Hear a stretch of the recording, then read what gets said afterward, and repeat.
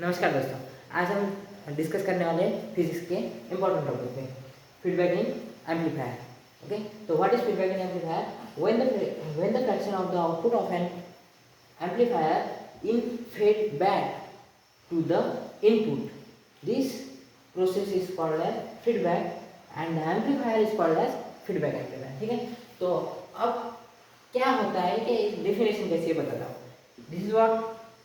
This is simple rectangle, but assume it this is what amplifier,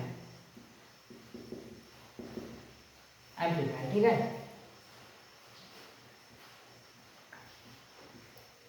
ये जो है supply voltage और यहाँ जो मिलेगा वो V नॉट, मतलब क्या होता है आउटपुट वोल्टेज।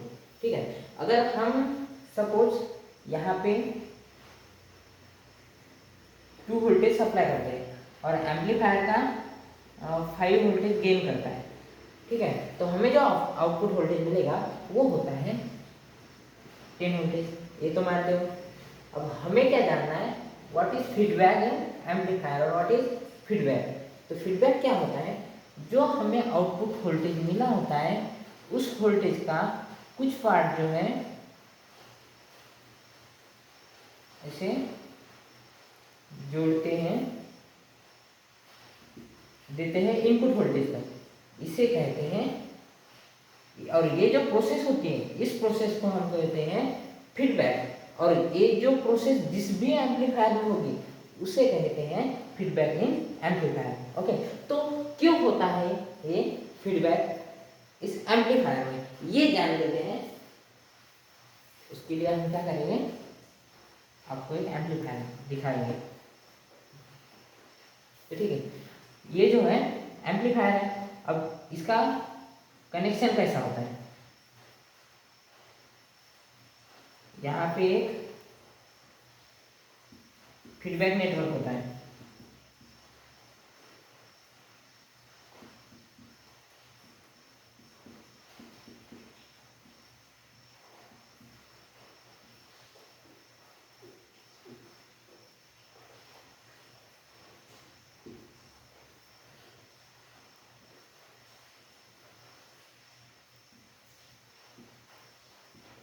और ये जो होता है फीडबैक वोल्टेज होता है। ठीक है, तो अब यहाँ पे क्या होता है, जो ये जो है सप्लाई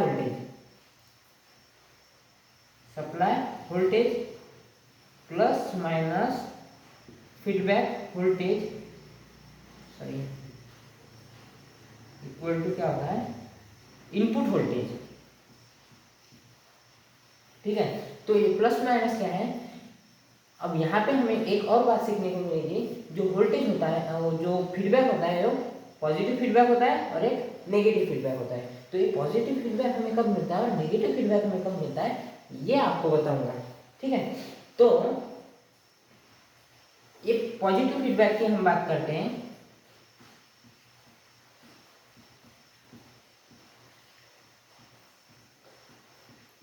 पॉजिटिव फीडबैक मतलब क्या होता है, अगर हम कोई भी फेज ले रहे हैं, अगर यहाँ में हमने साइन फेज लिया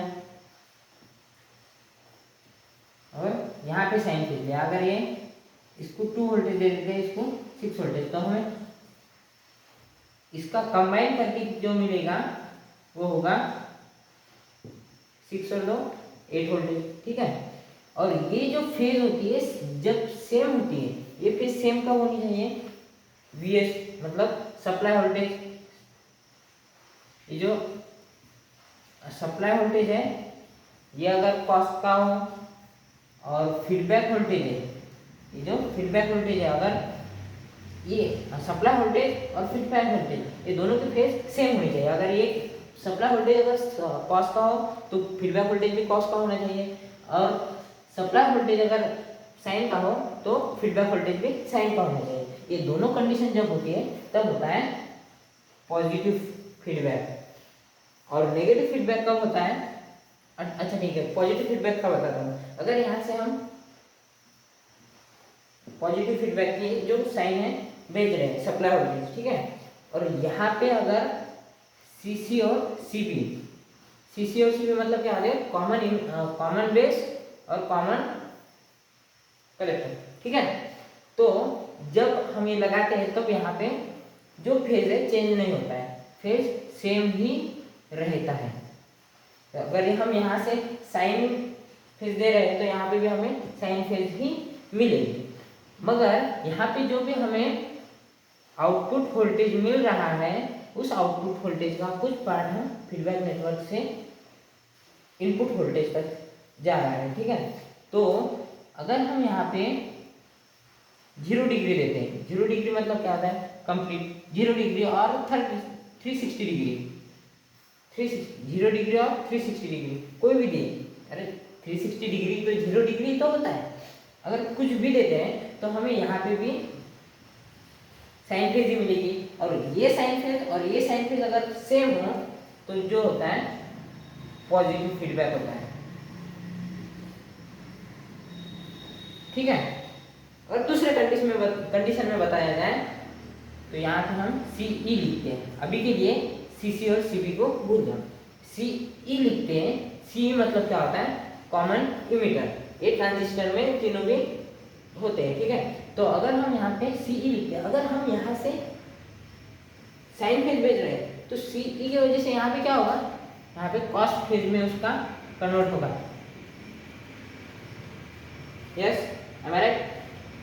मगर हमें यहाँ पे अगर पॉजिटिव फीडबैक चाहिए तो हमें यहाँ पे 180 डिग्री से उसको फेज को चेंज करना होगा।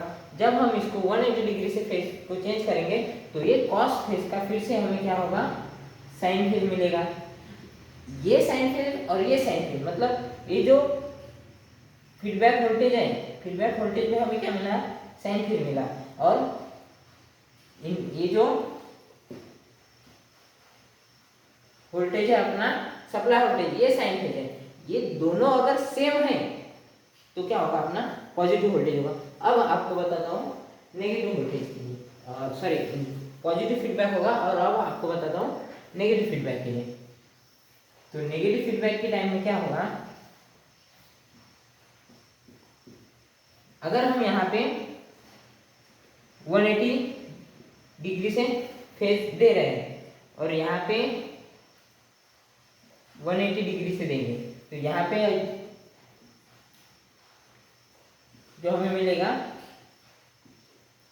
कॉस होगा, मतलब कॉस की फेज मिलेगी, और यहाँ पे हमने सप्लाई वोल्टेज में क्या दी, साइन की फेज, और ये फेज सेम है क्या, नहीं। और हमारा नेगेटिव फीडबैक का जो होता है वो बताता हूँ। नेगेटिव फीडबैक कैसा होता है, जो सप्लाई वोल्टेज होता है वो अगर साइन फेज का हो और फीडबैक वोल्टेज जो होता है वो अगर कॉस फेज का हो, okay, you can imagine anything, अगर ये साइन का है तो ये कॉस का लो, ये कॉस का है तो ये साइन का लो, ठीक है।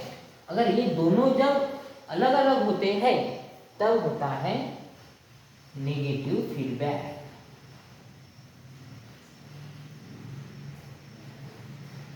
ठीक है। I think you can understand. तो ये जो नेगेटिव फीडबैक होता है अभी बताया, अगर हम यहाँ पे 180 डिग्री का फेज देते हैं और यहाँ पे 180 डिग्री का फेज चेंज करते हैं तो हमें क्या मिलेगा, यहाँ पे दोनों भी साइन चेंज हो जाएंगे। यहाँ पे अगर साइन फेज है, यहाँ पे कॉस फेज है, तो ये क्या होगा, नेगेटिव फीडबैक। तो I think you can understand all this topic. Feedback मतलब क्या होता है, एम्पलीफायर, और फीडबैक इन एम्पलीफायर मतलब क्या होता है, नेगेटिव फीडबैक मतलब क्या होता है, और पॉजिटिव फीडबैक मतलब क्या होता है। तो नेगेटिव फीडबैक मतलब अगर ये फेज और ये फेज मतलब वोल्टेज सप्लाई का फेज, और ये फेज मतलब फीडबैक वोल्टेज अगर सेम ना हो, डिफरेंट हो, अगर ये साइन है तो ये कॉस है, अगर ये कॉस है तो ये साइन है, ऐसा हो तो नेगेटिव फीडबैक होता है। और दोनों भी अगर ये सप्लाई वोल्टेज और फीडबैक वोल्टेज अगर सेम हो, कॉस साइन, तो पॉजिटिव फीडबैक होता है। तो I think you can understand.